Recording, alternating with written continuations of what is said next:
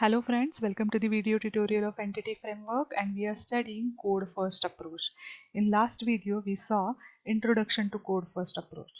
Now from this video onwards we are going to study the practical approach related to Code First Approach.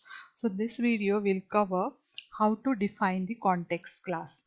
I hope all of you remember the context class. Now, from the beginning of this tutorial, I was telling that there are two types of classes in Entity Framework. First one is context class and another one is entity class.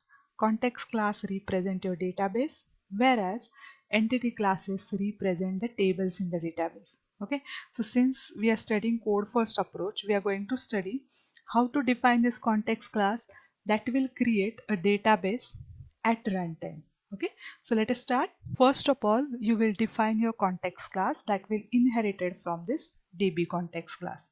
Then only it will going to represent your database, otherwise not. Then after, you have to give call to the base class constructor. Means basically you have to give call to the DB context class constructor. Okay, now it heavily depends on how you pass the parameter to the base class constructor. So according to that, your database will get created. Again, there are three ways.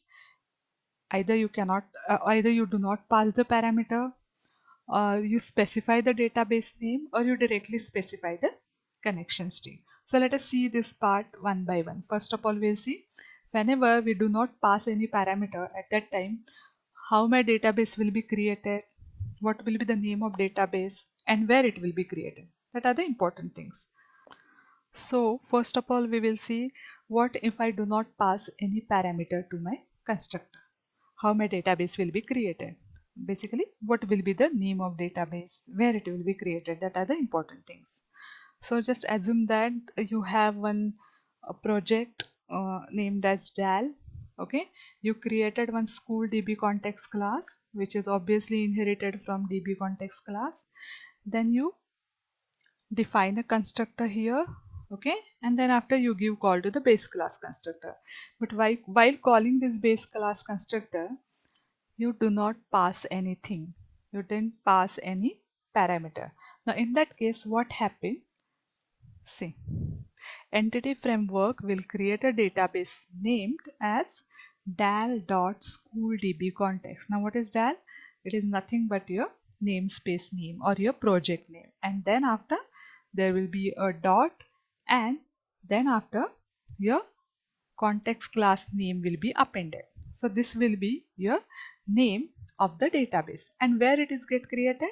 It get created in your local SQL Express database server. Okay, remember this thing. It will be created in your local SQL Express database server. Now the next method is database name. Now in case of this method, what happened? You will pass a parameter to your base class constructor. It is just a plain string. You can pass anything, but just try to give the meaningful name. So just to improve the readability and for our understandability. Okay.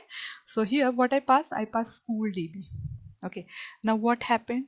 Entity Framework will create a database with a name SchoolDB, and again where it is created? Again it is created in your local SQL Express database server.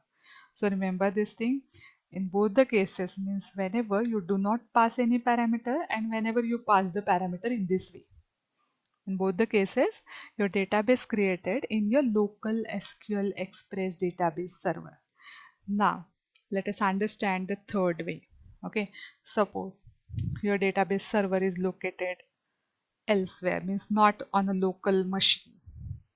It is at different location. It is at remote server. In that case, we can follow this approach. We can follow the approach of connection string name.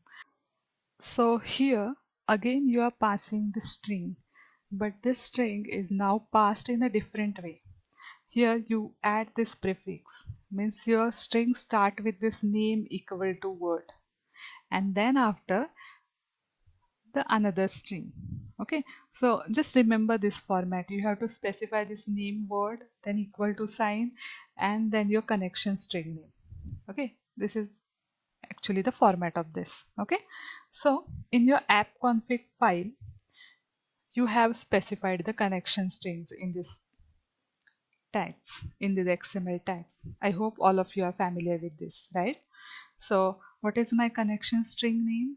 School con str. So the same name is given here. Okay, and the connection string detail will specify the name of server. Actually, your data source represents the name of server. Initial catalog represents the name of database. And if you are using window authentication, here integrated security is equal to true appears.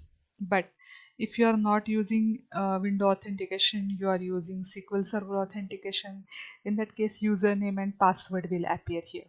Okay, now here what happened, whenever your application runs, at that time whatever connection string is defined, according to that database will create it.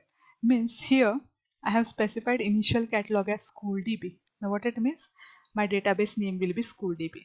Now data source is equal to dot. Dot means again it will create in my local database server. But if you specify the server name properly, which is on the remote server, in that case my database will be created at remote server. Okay, so I hope you enjoy this video. Okay, so in this video I just explained this part again theoretically.